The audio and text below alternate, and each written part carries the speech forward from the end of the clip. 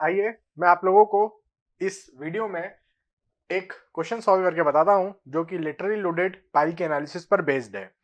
इस क्वेश्चन को ध्यान से पढ़ते हैं हम लोग। यहाँ पर क्या लिखा गया है? यहाँ पर लिखा गया है a concrete pile 50 centimetre square and 8 metre long. तो 50 सेंटीमीटर स्क्वायर है, मतलब मुझे क्रॉस सेक्शनल एरिया पता है। उसके बाद मतलब ज्योमेट्रिक प्रॉपर्टी पता है, लेंथ पता है 8 metre. Is subjected to a horizontal load of 5000 newton. 5000 newton बोले तो 5 किलो न्यूटन, ठीक है। And moment of 4.5 kilo newton metre at a ground level. तो ये ये जो फोर्स है 5 किलो न्यूटन का, और ये जो मोमेंट है 4.5 किलो न्यूटन मीटर का, ये कहां पर लग रहे हैं? ग्राउंड लेवल पर लग रहे हैं। Using coefficient of subgrade reaction as 2 × 10⁴ kilonewton पर मीटर क्यूब। अब कोफिशिएंट ऑफ सबग्रेड रिएक्शन का क्या मतलब होता है? कुछ लोग, देखो मैं इसको आपको क्लियर कर दूं कि कुछ लोग कोफिशिएंट ऑफ सबग्रेड रिएक्शन को ईटा एच से भी शो करते हैं, और बिल्कुल सही नोटेशन है ये। हम लोगों ने यहाँ पर किससे शो कर रखा है? हम लोगों ने यहाँ पर इसको के से शो कर रखा है, ठीक है। Modulus of subgrade reaction coefficient को हमने के से डिनोट कर रखा था, और ये वैल्यू मैंने कितनी ले रखी थी? 2 × 10⁴ किलो न्यूटन पर मीटर क्यूब। ये वैल्यू मुझे यहाँ पर इस क्वेश्चन में दी गई है। समझ में आ रही मेरी बात? यस सर, ये बात दी गई है। उसके बाद यहाँ पर आगे पढ़ते हैं। Determine the deflection head of the pile is free, एक condition, and head is considered fixed with no external moment, and modulus of elasticity is given. तो मॉडुलस ऑफ इलास्टिसिटी कितना दिया है वो भी मैं यहाँ पर लिख देता हूँ। जो मॉडुलस ऑफ इलास्टिसिटी है वो 3 × 10⁷ किलो न्यूटन पर मीटर स्क्वायर में दिया है। क्वेश्चन आपके सामने है, आपको सॉल्व करना है, और क्या निकालना है? Determine deflection. डिफ्लेक्शन आपको डिटरमाइन करना है। अब मेरी बात को ध्यान से सुनिएगा, एकदम आसान क्वेश्चन है। मैंने सबसे पहले क्या करना है? सबसे पहले मैं आई निकाल लेता हूँ। मोमेंट ऑफ इनर्शिया क्या हो जाएगा? BD³/12। यहाँ पर स्क्वायर पाइल है, BOD सेम है, कितना है? 50 सेंटीमीटर। 50 सेंटीमीटर मतलब 0.5 मीटर। तो ये 0.5 मीटर, ये भी 0.5 मीटर। सीधी भाषा में यदि मैं लिखूं तो 0.5 मीटर टू द पावर 4 लिख दूं, क्योंकि 3 ये और एक ही है, 4। 0.5 टू द पावर 4 डिवाइड में 12। तो आपके पास आई का वैल्यू आ चुका है। कितना आ रहा है? यहाँ पर मैं निकाल के देख लेता हूं। ये आ रहा है मेरे पास 5.2083 × 10⁻³ यूनिट क्या रहेगी? मीटर टू द पावर 4 रहेगी। हो गया इतना? ये सर आई आ गया। EI निकाल लो, फ्लेक्सुरल रिजिडिटी भी हम इसको बोल सकते हैं EI को। सो यहाँ पर E का मल्टीप्लाई कर रहा हूँ 3 × 10⁷ का। वैल्यू मेरे पास आ गई है। वैल्यू मेरे पास कितनी आ गई? 1 2 3 4 5, मतलब 1.56 into 10⁵ 1.562 लिख देता हूँ। 1.562 into 10⁵ 1.562 into 10⁵ यूनिट क्या बनेगी? Kilo newton metre square. ये आपकी फ्लेक्सुरल रिजिडिटी आ गई, EI, ठीक है। अब हम यहाँ पर क्या निकाल सकते हैं? मैं आपको से चाहता हूँ कि आप यहाँ पर रिलेटिव स्टिफनेस निकालें। रिलेटिव स्टिफनेस T का क्या फॉर्मूला होता है? फॉर्मूला होता है EI डिवाइड में coefficient of subgrade K to the power 1/5। ये फॉर्मूला लिखवाया था। K की जगह कुछ लोग ईटा H भी लिख देते हैं, तो वो भी आप लिख सकते हैं, कोई प्रॉब्लम नहीं है। आइए वैल्यू निकालते हैं। EI हमारे पास ये रहा 1.562 × 10⁵ डिवाइड में हमारे पास कितना दिया है? K subgrade reaction 2 × 10⁴ kilo Newton पर मीटर क्यूब में, इसकी होल पावर 1/5 आपको करना है। तो आइए इसको मैं यहाँ पर सॉल्व करता हूँ।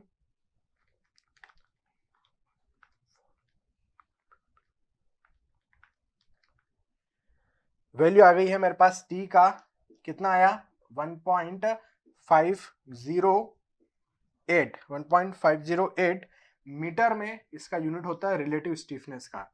T क्या था? T है आप लोगों का रिलेटिव स्टिफनेस, उसकी यूनिट किस में होती है? मीटर में। चलो भाई ये आ गया। अब मैं इसको एक बार चेक कर लूं। क्या चेक करना चाहते हैं कि ये आपका लॉन्ग पाइल है कि नहीं? तो आइए हम इसको एक बार चेक कर लेते हैं लॉन्ग पाइल के लिए। देखिएगा, लॉन्ग पाइल के लिए हम कैसे चेक करेंगे? आप लोगों को आइडिया होना चाहिए। चेक फॉर लॉन्ग पाइल है ना, यहाँ पर अपन चेक लगाते हैं। चेक, वो चेक क्या होता है? यहाँ पे लिख देता हूँ, चेक फॉर लॉन्ग पाइल, है ना। और वो चेक क्या है? चेक ये है, मैं आपको बता चुका हूं कि आपकी जो लेंथ है वो ग्रेटर आना चाहिए किससे, at least 5 times of relative stiffness है। मैंने कहा ठीक है भाई, तो एल कितना दिया हुआ है क्वेश्चन में देखेंगे, जो लेंथ है वो हमें यहाँ पर दी गई है 8 मीटर, 8 मीटर लेंथ है, तो 5 टाइम्स ऑफ टी देख लो, है ना। तो एल है हमारे पास, वो देख लेते हैं, 5 देखो, टी कितना आया 1.50, 1.508 आया। जरा इसको सॉल्व करता हूं, 7.54 आ रहा है, 7.54 आ रहा है मीटर में। तो एल कितना था, एल, ये एल था आप लोगों का 8 मीटर, ये एल कितना था 8 मीटर था, 8 metre is definitely greater than 7.54, मतलब हमारा चेक क्या है, बिल्कुल सही है।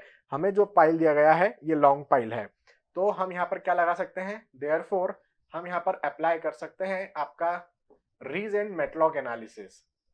तो यहाँ पर मैं रीज एंड मेटलॉग एनालिसिस लगा रहा हूं, रीज एंड मेटलॉग, ठीक है। तो आइए रीज एंड मेटलॉग एनालिसिस हम यहाँ पर क्या करते हैं, लगाते हैं। तो मैं ये बताऊं कि रीज एंड मेटलॉग की यदि मैं यहाँ पर बात कर रहा हूं, तो रीज एंड मेटलॉग के हिसाब से यहाँ पर देखेंगे डिफ्लेक्शन हमारे पास कितना आ जाएगा। सबसे पहले अब हम देखते हैं, हमारे पास दो कंडीशन है, एक तो head of pile is free, free रहे हेड ऑफ पाइल, और दूसरा क्या रहे, फिक्स रहे। तो फ्री हेड के लिए अपन देख लेते हैं। सो पहला मैंने लिया यहाँ पर फ्री हेडेड पाइल, क्या लिया मैंने, सबसे पहले यहाँ पर फ्री हेडेड पाइल लिया। तो फ्री हेडेड पाइल में आपको आइडिया होना चाहिए यहाँ पर क्या क्या दिया है, क्यूजी भी दिया है, एमजी भी दिया है। फ्री हेडेड होने के कारण क्यूजी के कारण एक डिफ्लेक्शन निकलेगा और एमजी के कारण भी निकलेगा, क्योंकि यहाँ पर एमजी क्या है, अप्लाइड है, अप्लाइड एमजी है, इस कारण से फ्री हेड पर एमजी अवेलेबल है, अप्लाइड एमजी है, इस कारण से मोमेंट फ्री हेड पर अवेलेबल है, अदरवाइज फ्री हेड पर मोमेंट अवेलेबल नहीं होता। तो यहाँ पर जो मेरा टोटल डिफ्लेक्शन निकलेगा वो YA प्लस YB दोनों के कारण निकलेगा। आइए हम ये Y और YB की वैल्यूज पुट करके आंसर निकालते हैं, ठीक है। तो इधर वाले बोर्ड पर अपन चलते हैं और कैलकुलेट करते हैं। मैंने यहाँ पर क्या निकाला, y इक्वल टू, YA का फॉर्मूला क्या है, QG टी क्यूब डिवाइड में EI इंटू AY प्लस फिर mg टी स्क्वायर डिवाइड में EI इंटू क्या हो जाएगा BY।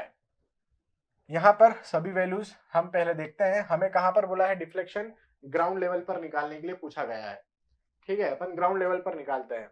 तो मैंने लिखा eight ground surface, eight ground surface हमारे पास डेप्थ की वैल्यू कितनी होगी, 0।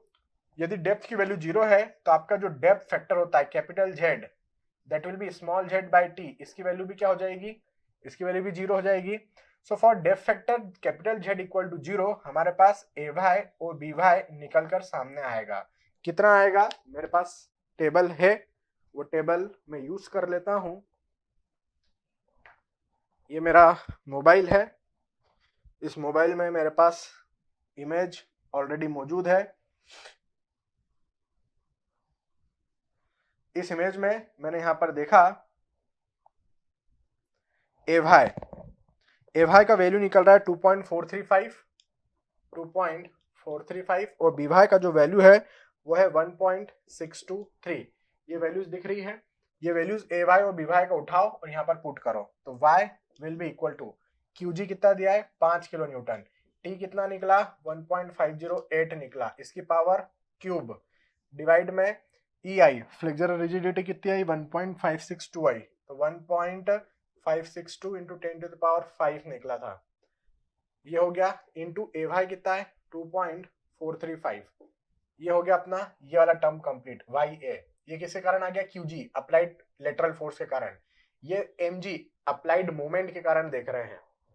ये मोमेंट डेवलप नहीं हुआ है, ये मोमेंट अप्लाइड है जो कि ऑलरेडी फ्री एंड पर दिया गया था, ठीक है। क्योंकि फ्री एंड पर तो बेंडिंग मोमेंट वैसे देखा जाए तो 0 होता है, developed moment at the free and is 0, लेकिन यहाँ पर फ्री एंड पर ही अप्लाइड है मोमेंट, उसके कारण से डिफ्लेक्शन mg आ रहा था, मतलब उसके कारण से डिफ्लेक्शन y भी आ रहा था। तो mg दिया है मुझे 4.5 किलो न्यूटन मीटर, t हमारे पास है 1.508 का स्क्वायर, डिवाइड में आपका EI आ रहा है 1.562 into 10 to the power 5 into BY हमारे पास 1.623, मैंने रख दिया 1.623। तो यहाँ पर हमारे पास y आ गया। तो y कितना आ रहा है भैया, मैं कैलकुलेट कर लेता हूँ जरा फुर्ती से।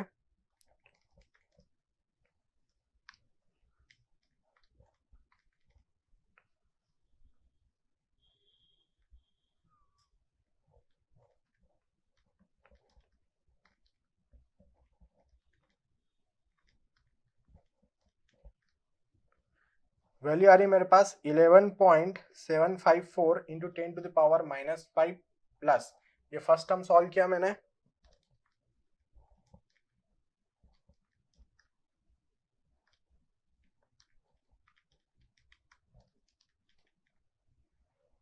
ये सेकंड टर्म से आ रहा है मेरे पास 10.633 इंटू 10 टू द पावर -5।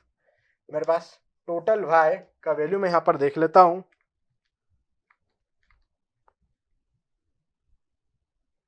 एक मिनट,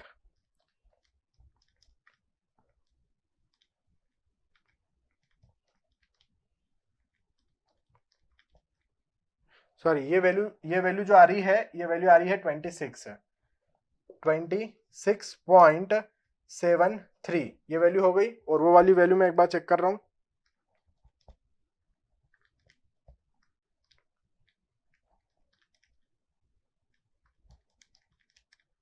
ये वैल्यू एकदम सही आ रही है 10⁻⁻5। यहां पर ये वैल्यू बन रहा है मेरे पास 37.363 इंटू 10⁻⁵ मीटर में। ये मेरे पास टोटल डिफ्लेक्शन है। इसको mm में यदि कन्वर्ट करना है तो mm में कन्वर्ट कैसे कर सकते हैं, 1000 का मल्टीप्लाई कर दो, इस वैल्यू में 1000 का मल्टीप्लाई कर दो। तो 1000 का मैंने मल्टीप्लाई किया तो वैल्यू मेरे पास यहाँ पर बन रही है 0.374। ये mm में हमारे पास क्या आ गया है, डिफ्लेक्शन आ चुका है ग्राउंड लाइन का। आपके ग्राउंड सरफेस का ग्राउंड लेवल पर पाइल का जो डिफ्लेक्शन होगा in the direction of lateral load, वो मेरे पास इतना आ जाएगा 0.374 mm। क्लियर है, ये in the direction of load आया है। अब ये था मेरे पास कंडीशन। उसके बाद अब यहां पर यदि आप मुझसे पूछें, आप मुझसे क्या पूछना चाहते हैं, आप मुझसे पूछना चाहते हैं कि सर ये फ्री हेडेड है, इसके अंदर हमें मोमेंट भी कैलकुलेट करके बताओ। क्या बोल रहे हो सर, हमें मोमेंट कैलकुलेट करके बताओ ग्राउंड सरफेस पर। डिफ्लेक्शन कैलकुलेट कर दिया आपने, मैंने कहा बिल्कुल कर दिया। सर हमें मोमेंट कैलकुलेट करके बताओ, या सर हमें स्लोप कैलकुलेट करके बताओ। मैंने कहा एकदम आसान है स्लोप कैलकुलेट करना भी मेरे लिए। देखो क्या करोगे, जैसे आपने कहा सर स्लोप कैलकुलेट करके बताओ, स्लोप की इक्वेशन लगा दी। हालांकि क्वेश्चन में पूछा नहीं गया है, क्वेश्चन में क्या पूछा गया था, फ्री हेडेड पाइल है उसके लिए डिफ्लेक्शन निकालो, ये निकल गया, क्वेश्चन खत्म हो गया है। दो पार्ट पूछे गए थे, एक फ्री हेडेड के लिए, एक फिक्स्ड हेडेड के लिए। तो फ्री हेडेड वाला खत्म हो गया क्वेश्चन। मैं अपने मन से फ्री हेडेड के अंदर स्लोप आपसे पूछ लिया गया। अब फिक्स्ड हेडेड में तो आएगा नहीं स्लोप, फ्री हेडेड में आएगा, आपसे स्लोप पूछ लिया। कैसे कैलकुलेट करोगे, एकदम आसान है, S A plus S B करके। यहां पर एस क्या लिखोगे, एस ए, फॉर्मूला क्या बनेगा, Q G T square divide में E I into A S plus S B की जगह क्या लिख दोगे, एम जी टी के पावर में एक ही रहेगा डिवाइड में E I into B S. यही फॉर्मूला लगाओगे। अरे भाई यही फॉर्मूला लगेगा और क्या लगेगा। अब मैं आपको बोल रहा था कि सर स्लोप जो निकालना है, हमें स्लोप निकालना है ग्राउंड सरफेस पर। तो at small z equal to 0, आपका कैपिटल Z भी क्या होगा, 0 होगा ग्राउंड सरफेस पर। लिख देता हूं मैं एट ग्राउंड लेवल। ठीक है, अब इसी कंडीशन में हमारे पास एस और बी एस निकल के सामने आ सकते हैं क्या, बिल्कुल आ सकते हैं। तो एस और बी एस की वैल्यू देखो कितनी आ रही है, तो आप वो टेबल देखो, उसमें पता लग जाएगा आपको एस और बी एस। देखो एस मेरे पास आ रहा है नेगेटिव में -1.623 और बीएस आ रहा है -1.753 ये हमारे पास वैल्यूज आ गई, सॉरी 1.750 है, तो 1.623 माइनस में और माइनस में 1.750, तो एएस हो गया, बीएस हो गया। आपको सभी अदर वैल्यूज पता है। आपके पास क्यूजी कितना दिया था, क्यूजी आपको 5 किलो न्यूटन दिया है। आपको एमजी कितना दिया है, एमजी 4.5 किलो न्यूटन मीटर दिया है। आपके पास ईआई ऑलरेडी कैलकुलेट करके पता है, आपके पास टी ऑलरेडी पता है। सब वैल्यूज यहाँ पर पुट कर दो, आप क्या निकाल सकते हैं, क्वेश्चन में यदि स्लोप आपसे पूछा जाए तो आप स्लोप निकाल सकते हैं फ्री हेडेड के अंदर। सर मुझे बेंडिंग मोमेंट निकालना है फ्री हेडेड पाइल में ग्राउंड सरफेस पर, कैसे निकालूंगा, एकदम आसान है। ये देखिए आपने मुझसे मोमेंट पूछा फ्री हेडेड पाइल में, मोमेंट क्या होता है, M A plus M B, यही होता है भाई, M A plus M B यही होता है आपका मोमेंट। अब मेरी बात को ध्यान से सुनना, फॉर्मूला क्या बनेगा यहाँ पर, मोमेंट का फॉर्मूला बनेगा क्यू जी टी, बस Q G T into M plus M G into B M, यही फॉर्मूला है हम लोगों का। ये आपको मैं फॉर्मूला डिराइव करके बताया हूं बकायदा। अब इसके अंदर ध्यान से यदि मैं देखूं, है ना, इसके अंदर यदि हम ध्यान से देखें तो मुझे क्या चाहिए, एम और बी एम चाहिए ग्राउंड लेवल पर। एट ग्राउंड लेवल आपका जो कैपिटल जेड है उसकी वैल्यू 0 आ रही है डेप्थ फैक्टर की या डेप्थ कोफिशिएंट की। तो हमारे पास एम देखो, उस टेबल में देखो ध्यान से, एम और बी एम कितना आ रहा है ग्राउंड लेवल पर। मैंने टेबल ओपन किया, मैंने देखा एम की वैल्यू 0 दी गई है और बी एम की वैल्यू 1 दी गई है।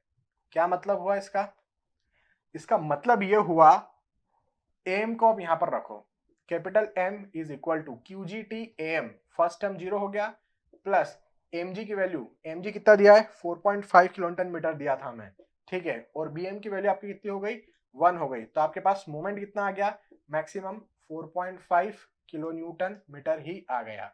क्या मतलब हुआ भाई इसका मतलब ये हुआ कि यहाँ पे कोई एडिशनल मोमेंट डेवलप नहीं हुआ है।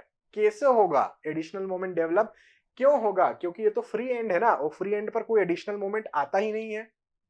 मैंने आपको क्या बताया था कि सपोज मेरे पास एक कैंटिलीवर एंड है, ये फ्री एक कैंटिलीवर है और ये आपका फ्री एंड है, फ्री एंड पर अपन ने क्यूजी लगाया, क्लियर, फ्री एंड पर अपन ने क्यूजी लगाया, तो इस क्यूजी के कारण बेंडिंग कैसा हो रहा है, सपोज इस तरीके से हो रहा है, तो यहां पर बेंडिंग मोमेंट आ रहा है क्या, नहीं आ रहा है। तो क्यूजी के कारण आने वाला बेंडिंग मोमेंट एम ए की वैल्यू कितनी है 0। ये देखो क्यूजी के कारण आने वाला जो बेंडिंग मोमेंट था, ये टर्म पूरा की पूरा क्यूजी टी ए एम, ये पूरा क्या हो गया 0, ये देखो 0 दिख रहा है आपको। मैंने क्या किया, फ्री एंड पर ही एक मोमेंट डेवलप करा दिया सपोज, तो यहां पर अब मोमेंट एम बी, भाई फ्री एंड पर मैंने मोमेंट कितना लगाया, एम जी लगाया सपोज, तो फ्री एंड पर जो मोमेंट डेवलप हो रहा है एम बी, उसकी वैल्यू कितनी आ जाएगी, इसका बेंडिंग मोमेंट डायग्राम बनाओ, रेक्टेंगल बेंडिंग मोमेंट डायग्राम बनेगा, वैल्यू कितनी रहेगी, एम जी ही रहेगी। तो देखो M A plus M B करो, 0 plus M G, 0 plus M G 4.5, तो आपका जो टोटल मोमेंट है फ्री एंड पर अवेलेबल वो अप्लाइड मोमेंट के ही बराबर रहेगा, क्योंकि फ्री एंड पर कोई अलग से मोमेंट डेवलप हो ही नहीं सकता, फ्री एंड है वो। आप समझ पा रहे हैं मैं आपको क्या बताना चाह रहा हूं। सो आपकी मोमेंट की वैल्यू वही आ गई जो दी गई थी ठीक है, तो ये था आप लोगों का फ्री एंड के ऊपर मोमेंट निकालना, स्लोप निकालना, डिफ्लेक्शन निकालना। आपके मन में एक सवाल आना चाहिए, क्या सर ये 4.5 किलो न्यूटन मीटर ये मैक्सिमम वैल्यू है क्या मोमेंट का, मैं बोलूंगा नहीं, मोमेंट का मैक्सिमम वैल्यू मैं भी नहीं जानता क्या है, वो आपको हर एक डेप्थ पर निकाल के देखना पड़ेगा, और जिस डेप्थ पे आपको मैक्सिमम वैल्यू मिल जाए वही आपका मैक्सिमम बेंडिंग मोमेंट होगा। कैसे, आइए मैं यहां पर बताता हूं, थोड़ा सा पहले मैं इसको रब कर दूं। मैं आपको ये बोल रहा हूं, जैसे फॉर एग्जांपल ये जैसे मैंने यहां से इसको हटाया, इसको मैं हटा देता हूं,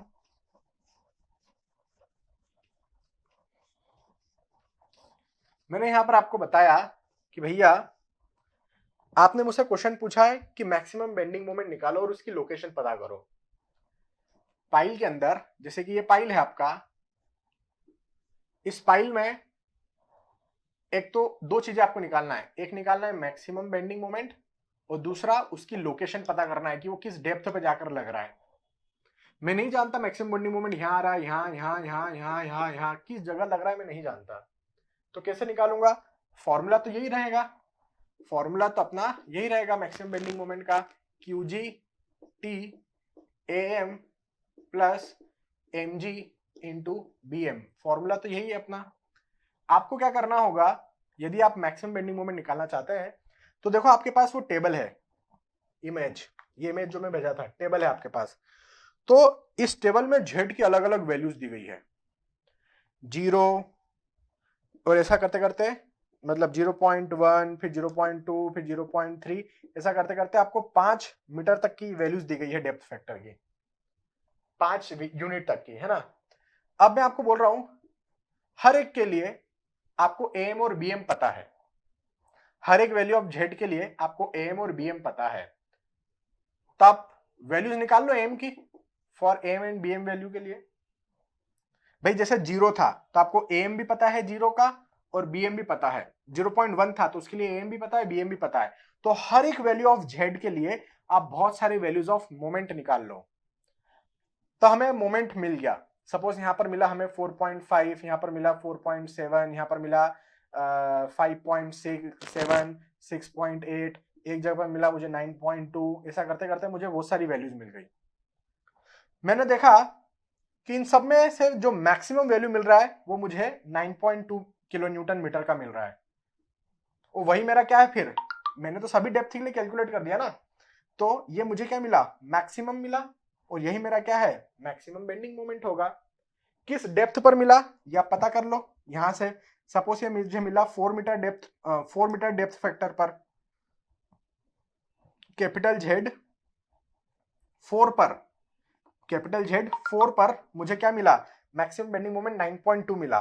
तो आप डेप्थ पता कर सकते हैं, कैसे पता करेंगे? आप जानते हैं कि आपका कैपिटल जेड किसके बराबर होता है, small Z divide by T के।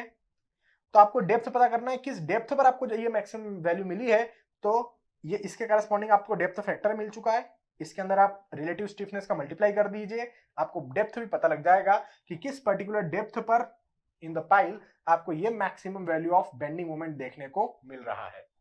तो इस तरीके से आप मैक्सिमम बेंडिंग मोमेंट भी किसी पाइल में निकाल सकते हैं, सॉइल रिएक्शन निकाल सकते हैं। समझ में आ रही मेरी बात, मैं क्या बताना चाह रहा हूं? तो इस तरीके से मैं आपको सब कुछ कैलकुलेट करके बता सकता हूं, चाहे फिर वो शेयर फोर्स हो, सॉइल रिएक्शन हो, बेंडिंग मोमेंट आ जाए, डिफ्लेक्शन आ जाए, स्लोप आ जाए, सब जगह पर यही तरीका है। सिर्फ आप लोगों को उस इमेज का, उस टेबल में से जेड के रिस्पेक्ट में A Y B Y A S B S या और भी कुछ वैल्यूज यूज करते हुए आना चाहिए, पिक करते हुए आना चाहिए। क्लियर है यहां तक की बात? तो ये आपका फ्री हेडेड वाला काम क्या होता है, कंप्लीट होता है। नेक्स्ट पार्ट मेरे पास क्या था, जब पाइल का हेड क्या हो, फिक्स हो, तब क्या करेंगे। ओके, वो अभी हम देखते हैं। आइए मैं अब आप लोगों को यहां पर बताता हूं। देखो पहले वाले का तो आंसर आ गया आप लोगों का, head of pile is free. इस टाइम पर मेरा आंसर क्या निकल कर आया है, 0.0374 mm, ये मेरा आंसर निकला है फर्स्ट वाले का। मैं निकाल के बता चुका हूं, हेड ऑफ पाइल फ्री हो तब डिफ्लेक्शन की वैल्यू 0.374 mm आ रहा है। अब मैं आपको नेक्स्ट बता रहा हूं, यदि आपका पाइल का हेड क्या है, फिक्स है, उस टाइम पे क्या लगेगा। यहां पर एक चीज और मेंशन की गई है, the head of pile is considered fix with no external movement. मतलब वहां पर फिक्स्ड जॉइंट पर, मतलब फिक्स्ड हेड पर कोई एक्सटर्नल मूवमेंट नहीं लग रहा है, सिर्फ और सिर्फ क्या लग रहा है, लेटरल लोड। मतलब ये 4.5 किलोन्यूटन मीटर क्या है, ये नहीं लग रहा है, सिर्फ क्या लग रहा है, 5000 न्यूटन का लेटरल लोड लग रहा है। तब मुझे पाइल, फिक्स्ड हेडेड पाइल में डिफ्लेक्शन निकालना है। मैंने कहा ठीक है मैं निकाल देता हूं। अब कैसे निकालोगे, एकदम आसान तरीका, फिक्स हेडेड है, फॉर्मूला आपको पता है, y equal to, fix headed होने के कारण हमारे पास क्या आता है, एक तो QG के कारण आएगा और एक MG के कारण आएगा। फिक्स हेडेड होने के कारण MG डेवलप होने लगता है। कितनी वैल्यू डेवलप होती है MG की, यहां पर यदि मैं बोलूं, हम फिक्स हेडेड की बात कर रहे हैं, फिक्स्ड हेडेड की यदि हम बात करें तो फिक्स हेडेड में आपका MG कितना डेवलप हो जाता है, MG डेवलप हो जाता है -0.93 QG इंटू टी का, इतने का ही डेवलप होता है आपका, -0.93 QG इंटू टी का। ये वैल्यू मैं आपको डिराइव करके बताया था, ये चीज कहां से आती है, ये आती है जब आप स्लोप की वैल्यू 0 पुट करते हैं और एस और बीएस उस टेबल से जाके पुट करते हैं तो आपको mg का वैल्यू -0.93 qgt मिलता है। माइनस साइन क्या इंडिकेट करता है कि qg के कारण जो डिफ्लेक्शन आ रहा होगा उसको कम कर देगा ये वाला वैल्यू, मतलब ये जो मोमेंट डेवलप हुआ है ये अपोजिट डायरेक्शन में लग रहा होगा qg से जो मोमेंट डेवलप हो रहा है उसकी, ठीक है, qg से जो डायरेक्शन डेवलप हो रही होगी उसके अपोजिट डायरेक्शन में ये वाला मोमेंट डेवलप हो चुका है, जिसके कारण आपका डिफ्लेक्शन रिड्यूस हो रहा है। अब देखना, मैं अभी से आपको बता देता हूं, इसका जो आंसर आने वाला होगा बी वाले पार्ट का, फिक्स्ड हेडेड का, वो ये वाले आंसर से कम आएगा। फिक्स्ड हेडेड में कम डिफ्लेक्शन होगा क्योंकि वहां पर रेजिस्टेंस मिल गया है, एमजी मोमेंट मिल गया है, जबकि यहां पर आपका ज्यादा डिफ्लेक्शन आएगा। आइए चेक करते हैं। मैंने कहा -0.93 QGT। अब मैं यहां पर आपको बता रहा हूं, हमारे पास फॉर्मूला तो है, मैं ऑलरेडी आपको फॉर्मूला डिराइव करके बता चुका था। QG टी क्यूब डिवाइड में EI इंटू ए वाई -0.93 इंटू बी वाई, ठीक है। हमें तो ग्राउंड सरफेस पर निकालना है, आप किसी और पर भी निकाल सकते हैं, फिलहाल में मैं मैक्सिमम वैल्यू की बात कर रहा हूं। यहां पर मैं लिख देता हूं कि आपको क्या निकालना है, मैक्सिमम डिफ्लेक्शन निकालना है। कभी कभी मेंशन नहीं भी होगा क्वेश्चन में कि डिफ्लेक्शन निकालना किस जगह पर है, तो ये अंडरस्टूड होगा कि हमें मैक्सिमम डिफ्लेक्शन निकालना है। और मैक्सिमम डिफ्लेक्शन यहाँ पर कहाँ होकर होता है, ग्राउंड सरफेस पर होकर होता है, पाइल हेड पर होकर होता है। तो यहाँ पर एट ग्राउंड सरफेस हमारे पास क्या हो रहा है, स्मॉल जेड की वैल्यू 0 है। जेड मतलब डेप्थ की वैल्यू 0 है, तो आपका जो डेप्थ फैक्टर है कैपिटल जेड, उसकी वैल्यू भी 0 आएगी, क्योंकि ये क्या होता है, ये आपका होता है स्मॉल जेड डिवाइड में टी, तो इसकी वैल्यू भी क्या हो गई 0। तो 0 के लिए आपके पास ए वाई और बी वाई दोनों की वैल्यू निकाल के देखो कितनी आती है। इसकी आती है 2 क्या वैल्यू थी मैं देख लेता हूं 2.435, टेबल में 2.435 है, एंड जेड इक्वल टू 0 के लिए बी वाई की वैल्यू है 1.623। तो ये वैल्यूज आ गई मेरे पास। बस अब हम इसके अंदर क्या कर देंगे, पुट कर देंगे ए वाई और बी वाई को। मैंने कहा ठीक है पुट करिए, तो y इक्वल टू QG कितना दिया है 5 किलो न्यूटन, T हमने कितना निकाला था 1.508 निकाला था, डिवाइड में EI कितना निकाला था 1.562 निकाला था, इतना ही निकाला था क्या, इंटू 10⁵ है ना। ए वाई एक बार मैं चेक कर लेता हूँ क्योंकि मैं मन से लिख दिया, T की वैल्यू कितना निकाले थे भैया अपन, टी अपन निकाले थे 1.508, सही है, और EI अपन निकाले थे 1.562 इंटू 10⁵, ठीक है, सही वैल्यूज लिखी है मैंने। ये रख देता हूँ मैं, ए वाई कितना है 2.435 माइनस 0.93, बी वाई 1.623, सो 1.623। तो यहाँ पर अपन ने वैल्यूज पुट करते हैं। अब मैं सॉल्व करता हूँ इसको।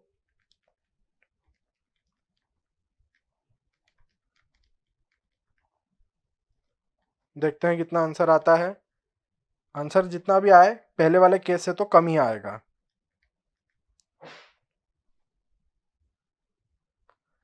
है ना। 2.45 माइनस 0.93 इंटू 1.623 इंटू 5 इंटू ये टी का क्यूब करना है अपने को, 1.508 का क्यूब डिवाइड में 1.562 इंटू 10⁻⁻5। देखो मेरे पास जो आंसर आ रहा है मीटर में वो आ रहा है 1.016 इंटू 10⁻⁴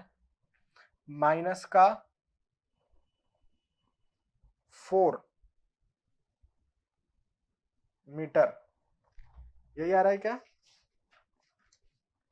एक मिनट में चेक कर लेता हूं। बिल्कुल बिल्कुल सही आंसर है ना। ये मीटर में है, mm में कन्वर्ट करना है तो 1000 से मल्टीप्लाई कर देता हूं, तो 0.102 mm मेरे पास यहाँ पर आंसर आ चुका है ना। mm में कन्वर्ट कर लिया हूं तो 0.102 mm ये मेरे पास यहाँ पर वैल्यू आ चुकी है डिफ्लेक्शन की। क्लियर है, 0.102 mm up to 3 decimal place. तो ये किसके कारण आ गया, फिक्स्ड हेडेड के कारण आ गया, ठीक है। मैंने देखो ये वाले mg को कंसीडर यहाँ पर नहीं कर रखा है फिक्स्ड हेड के केस में। क्यों? क्योंकि भाई हेड क्या है, फिक्स है, वहां पर थोड़ी ना एक्सटर्नल। आपने ऐसा कभी केस देखा है क्या कि आपकी कैंटिलीवर है, ये फिक्स हेडेड है, तो यहीं पर आपने एक मोमेंट लगा दिया हो? यहाँ पर मोमेंट जनरेट होता है, अप्लाइड नहीं होता। अप्लाइड इन जगहों पर होता है, ओवर द स्पान या फिर फ्री एंड पर, ठीक है। तो यहाँ पर मोमेंट फिक्स्ड एंड पर डेवलप होता है, अप्लाई नहीं होता है। तो यहाँ पर हमने अप्लाई नहीं किया फ्री एंड पर, सॉरी फिक्स्ड एंड पर, तो यहाँ पर इसलिए लिखा गया था the head is considered fixed with no external moment. External moment हमने नहीं लिया है, सिर्फ लेटरल लोड के कारण हमने निकाल कर देखा, और लेटरल लोड के इफेक्ट के कारण हमारे पास जो स्लोप आना चाहिए था वो 0 आना चाहिए था, जिसके कारण हमें रेजिस्टेंस mg इतना लगा, ठीक है। और हमने ये डिफ्लेक्शन निकाल के देख लिया। तो आप देखेंगे पहले वाले केस में मेरे पास ज्यादा डिफ्लेक्शन आ रहा था, दूसरे वाले केस में डिफ्लेक्शन कंट्रोल हो जाता है क्योंकि mg अपोजिट डायरेक्शन में लग गया था, जिसने डिफ्लेक्शन को रिड्यूस कर दिया था। तो वैल्यू यहाँ पर बन रही 0.102 mm का। क्लियर है इतनी सी बात? यस सर, क्लियर है। So this is what we have laterally loaded pile की एनालिसिस, ठीक है। आई होप ये क्वेश्चन आपको अच्छी तरीके से क्लियर हुआ होगा। कभी कभी ऐसा भी हो सकता है कि आपको मॉडुलस ऑफ इलास्टिसिटी का वैल्यू न दिया जाए, तो ऐसी कंडीशन में आप क्या करेंगे? जब आपको मॉडुलस ऑफ इलास्टिसिटी का वैल्यू नहीं दिया जाता है क्वेश्चन में, तो आप मॉडुलस ऑफ इलास्टिसिटी निकाल सकते हैं। कैसे निकाल सकते हैं? क्योंकि आपको कैसा पाइल दिया जाता है? कंक्रीट का पाइल, और कंक्रीट पाइल के लिए मॉडुलस ऑफ इलास्टिसिटी कंक्रीट का यूज करेंगे 5000 अंडर रूट FC के। आरसीसी में मैं पढ़ाया था, आरसीसी में क्या पढ़ाया था? चैप्टर नंबर 1 में पढ़ाया था modulus of elasticity of concrete क्या होता है। IS कोड 456/2000 के हिसाब से 5000 अंडर रूट FC के होता है। तो वहां पर आपको ग्रेड ऑफ कंक्रीट दिया जाएगा, मॉडुलस ऑफ इलास्टिसिटी नहीं दिया जाता है, तो 5000 अंडर रूट FC से आप modulus of elasticity of concrete determine कर सकते हैं और इस फॉर्मूले में यूज, मतलब यहाँ पर यूज कर सकते हैं। क्लियर है? सो ये क्वेश्चन आप लोगों को क्लियर हो गया होगा। Thank you.